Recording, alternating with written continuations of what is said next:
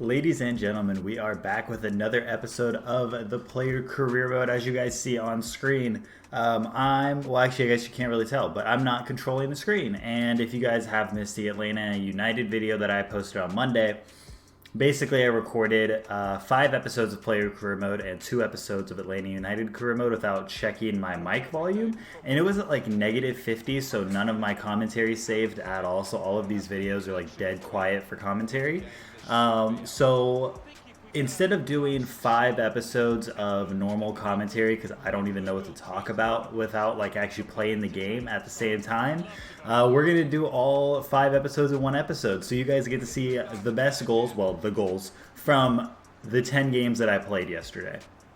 And it's a decent amount of games, honestly. Like it's some pretty good games. We play in the Champions League, we play in the Pro League, we get some really good opportunities in the team. Of course, we're still playing in that center attacking mid role. While I was recording this, I was talking about this new idea that after this season, if we don't fix the glitch of the player career mode and we do get stuck basically at Basaksehir / Club Brugge, whoever. If I can't get a transfer to a big club, we are going to restart the career mode. And I was asking you guys if you wanted to see, I think a goal's coming here shortly, but I can't remember. Is this my banger of a goal? Bop! Oh, no, it wasn't. But the player career mode, I wanted to see if you guys wanted to do a South America player career mode where we try to win the Champions League in South America, the new DLC that got added. That dummy was nasty, but I wish I would have just shot it. But if you just want to see a South America player career mode and then we try to move forward from there, I think I can still get to a big club from South America. There's my banger of a shot. I don't know if it's going to break, though. I've never done a player career mode from South America. I've never tried to move to Europe from there. We can do it on PC. That way, if it does break, I can fix it and basically just get a transfer offer to wherever I want. And we can just decide as like a group where we go after we win the Copa Libertadores. I don't know. I don't know how to pronounce it. I think I struggled in the video too. But that's one option. And the other option is we just go to like a Division 2 of a country or one of like the smaller teams in the top flight of a country and just build the European way, the normal way, as you guys would expect, the way that, you know, I guess it just works in general usually for player career modes.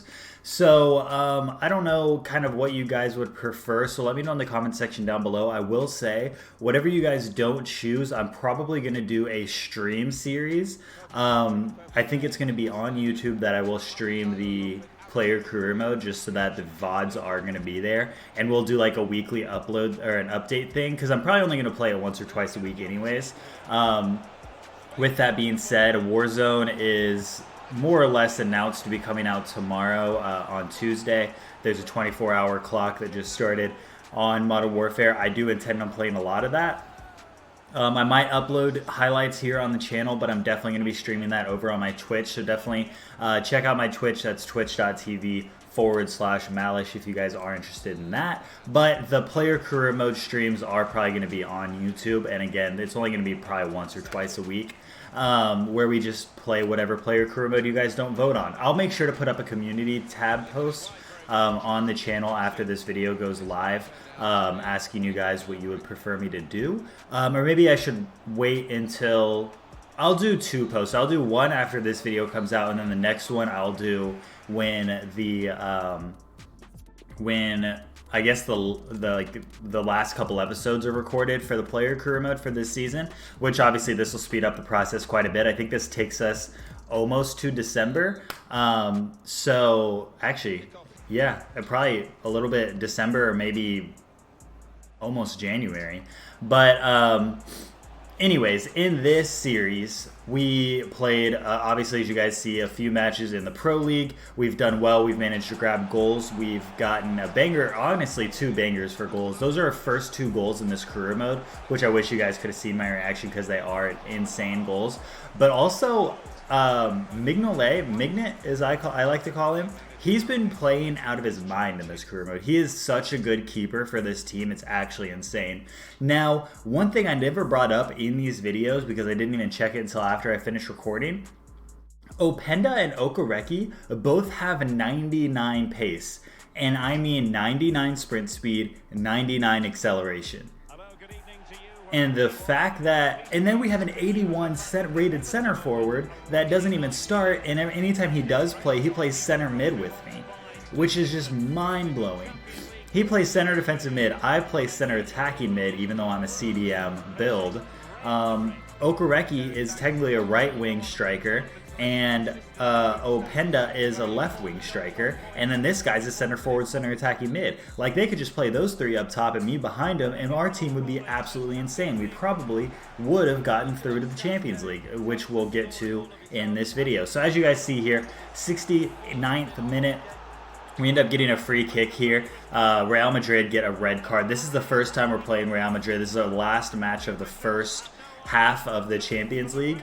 Currently in the table as of this game, it was Chelsea with 4 points, Real Madrid with 3, and us with 2, and then Shakhtar with 1. So it was literally 4-3-2-1. I really thought I was going to score that free kick too, by the way. But basically, if we were able to win this game against Real Madrid, we could have jumped over them, obviously. A draw would just keep us in the same place, in third place, 1 point behind them. But everything was definitely, obviously, regardless, going to come down to the second half of Champions League. So here in the 90th minute, Real Madrid actually starts playing a little bit. They start controlling the ball a lot, really starting to push us. I mean, they were playing, I wouldn't say their full team, but I mean, they had the likes of Eden Hazard, Icardi was up top, and Odegaard was playing right wing. I don't know who their normal right wing would have been.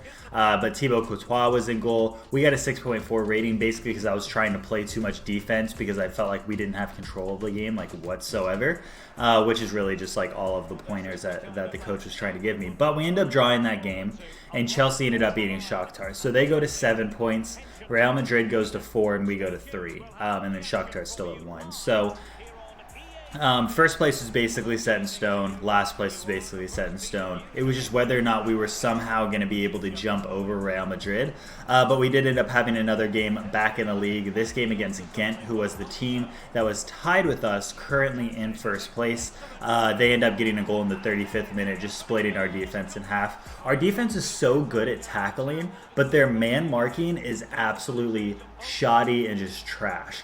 Like, if you go back and look at that run, one of the center backs runs forward to pressure him, and then the other center back goes to cover his position instead of covering the guy and just double manning that guy, even though there's nobody that he was trying to go defend in that hole whatsoever.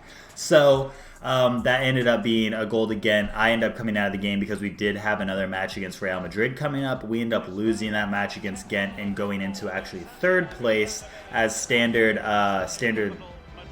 Liège, I believe. Standard Liège, I don't know how to pronounce it, but they went to second place and tied for first with Ghent. And we're back in the Champions League against Real Madrid with that lovely blue filter and just all the beautiful contrast and saturation possible for Champions League games. Pardon me, I just had a Coke Zero energy drink, whatever the heck they're called. Super good, but super carbonated. Literally, it's just a Coke with more caffeine. But I end up scoring in the 25th minute, which was insane, and it was actually a pretty good goal. Thibaut Courtois was in goal, so we scored against Thibaut Courtois on a counter attack as a center attacking mid. I will say I have really enjoyed playing center attacking mid. It's probably the position I'll play in whatever career mode we do next, because I really do enjoy playing midfield. Of course, it is kind of annoying just getting the out of position all the time, but my play style, I'm never going to stick to position. I'm always going to try to defend a little more than I should and try to attack a little bit more than I should. So it's always going to end up happening that way. Here in the 86th minute, we were doing so well to cover everything. And like I said, Mignet was playing out of his mind. Dani Ceballos couldn't get the goal. Here's a corner opportunity in the 87th minute, and I'm sure you guys can tell where this is going. The ball gets passed back, and it's passed off one more time to Vinicius Jr., who had just come onto the pitch. He pushes it near post outside of the boot. The curve was actually pretty nasty on the shot, to be fair. But the 88th minute, Vinicius Jr. grabs the goal. We almost beat Real Madrid. If we would have beaten Real Madrid, we would have gone above them in the table. We would have just had to play the match against Chelsea and Shakhtar and just drawn the games basically, and would have probably gone above Real Madrid, and it would have been beautiful. But instead, Vinicius Jr., 89th minute, sorry, he ends up tying it 1-1, and that is how the game ends. So that puts Real Madrid at 5 points, us at 4 points. Chelsea is now, I think, at 10 points because they just beat Shakhtar again, and Shakhtar is still at 1. So we basically made it 100% for sure that we were not going to drop down under Shakhtar, so we were going to at least get Europa League coming up. And now we're back in the Pro League, trying to just climb our way back up the table. But as I can already tell, basically the league is going to come down to the top 3 teams playing each other, and whatever knockout or face-to-face record comes out of those 3 is going to be who wins the league. So us losing to Ghent did put us into a bad spot. We do have a game coming up against Standard here soon in this episode. We end up getting another assist here, though, and our stats are actually doing really well. I've actually really enjoyed playing in this league. I will say I do prefer Openda at striker over Okereke. And just an absolute banger. I still don't know how I scored this. My finishing still isn't good, by the way. Like, it's still only like 70% finishing. But I get the ball at the top of the box, and I'm like, I wonder what happens if I shoot. And just the perfectly weighted ball started dipping right over the keeper. And just an absolute beauty of a shot. Right over the keeper, side netting. Easy as you like. Absolutely love that goal. But that was in the 22nd minute. That was our 3rd goal for the Pro League. But I have actually really enjoyed playing at Club Brugge. Honestly, I'd even take... If there was a way that I could, like, export the rosters from this career mode and just recreate the career mode in this year, I would just get a full transfer to Club Brugge and then fix the thing that way and play another season here, and then go to a country in Europe, or another team in Europe rather. But ended up not working out this way. But what ended up happening somehow, and I don't know if this is a good sign that we did fix the career mode, because whenever we stopped getting offers from teams was the same time that we stopped getting called up to the U.S. men's national team, even though we were the highest rated midfield in the country. So I don't know if this is a good sign that we're actually going to be able to move from Club Brugge or Başakşehir. But the team is an absolute shambles. We have Reggie Cannon at right back, which is fine, but then Brooks is playing left back, McKennie's playing center back, and Zimmerman's playing with him, which is fine. I'm playing CDM.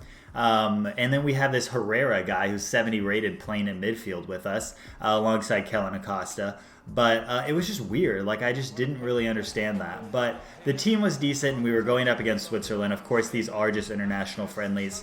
I end up playing in both of these matches, though, so I figure I do go ahead and throw them in the episode. Not much really comes from this game. It was really me trying to readjust to playing as a center defensive mid, which I didn't really know how to do anymore. I mean, I did, but I didn't. You know, it's not that different, I guess, from the center attacking mid role. But I mean, like, I was getting reamed by the coach if I even attempted to move forward. As you guys see, I have a 6.3 rating at this point. And it's just because literally I wouldn't even go to like a center attacking mid. I would just like swap with the box-to-box with Kellen Acosta, and then I would push forward and he would stay back, and then I got reamed. I'm sure Kellen Acosta probably did too for his rating, but CDM just really constricts you so much. So I do think if I do end up redoing a center mid role, I'll probably do center attacking mid. I thought about coming out here and just playing the first half, because after this game, we have one more match, which I ended up leaving, by the way. I literally started the second half and immediately left. But we play against Finland in this match, and then the next game we go back to Club Brugge and have to play against Standard Liège.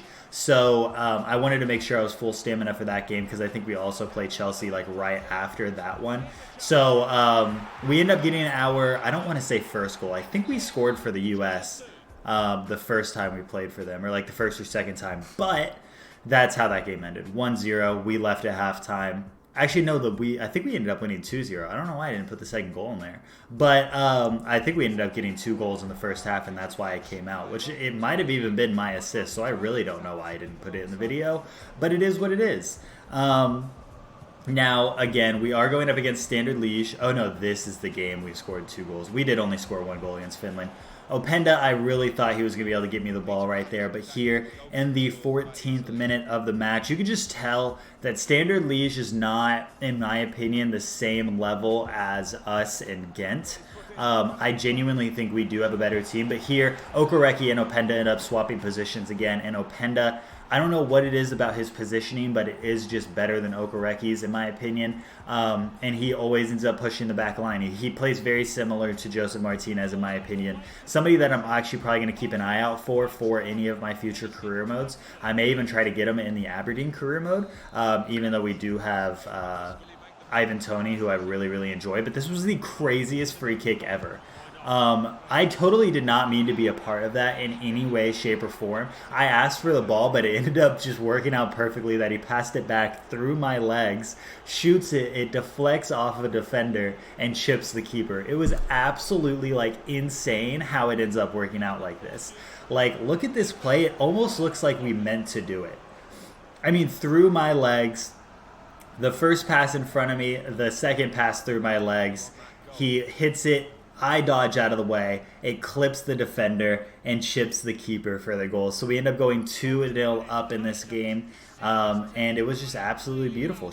And that's actually the center forward, center attacking mid that I wish we were playing with, but no such luck there. We end up leaving it like that. But we do jump into the next match, which is against Chelsea. How many more games do we have in this damn episode, dude? We still got 3 more minutes of this sucker. But we end up going up against Chelsea here, and again, at this point, we have to win this game because we ended up drawing against Real Madrid both times we played them. I think we drew every single game up to this point, but I end up getting it to Okereke in the 50th minute to get the lead. This game has been an absolute struggle. I mean, we had no control of this game in the first half whatsoever. Like, Chelsea was absolutely the dominant team in this group for sure. But in front of the home fans, we managed to come out in the second half, play a lot better. I take that wing side, and we pass it straight into Okereke, who grabs the goal. Also, throughout this episode, we had this guy play right wing. He doesn't play in this game, but what was his name? Sanya? He was playing right wing. He was 68 rated. And just absolutely trash. But nobody closes Kovacic down right here. Literally, I'm going to rewatch the replay here, I think. And I was just mind blown that, like, nobody stepped into this guy. 10 didn't step into him. The defender came in late. Both of the center backs stayed back, which is understandable because at least they were marking people. But it's just, like, so easy of a shot.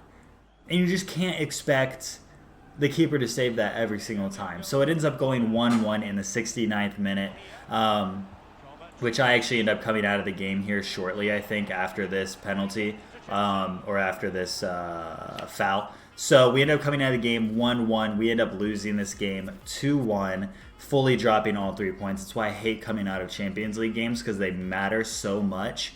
So we end up dropping all 3 points. It's our first loss in Champions League with Club Brugge. But our next game in the episode is against Genk. We end up losing that one 2-1. You can't even see it on the screen because my face cam's covering it. Love to see it. And now we're looking at the table. We did manage to get second place back because we did beat Standard. We're still like 6 goals back on goal difference, I think, or something like that. But on the table, we are now 4 points away from Real Madrid. So the next game literally doesn't matter whatsoever. We would have to lose to Shakhtar like 6-0 in the next episode to actually not get Europa League. So that's the only positive here, is we will get to still play in Europa League in the next half of the season. And hopefully, honestly, I think we could put up a good fight and win that game. Real Madrid beat Shakhtar 5-0. I don't even think I saw that the first time. The fact that we drew against Shakhtar is mind-blowing and like borderline offensive. But we drew 4 games in Champions League and lost 1, which is actually pretty good. And in this episode, we also get to 89 rated. I don't think we play the Genk game in this episode, but that is where we are going to end it. If you guys did enjoy, make sure you like, comment, and subscribe. And until the next one, I'll see you guys later.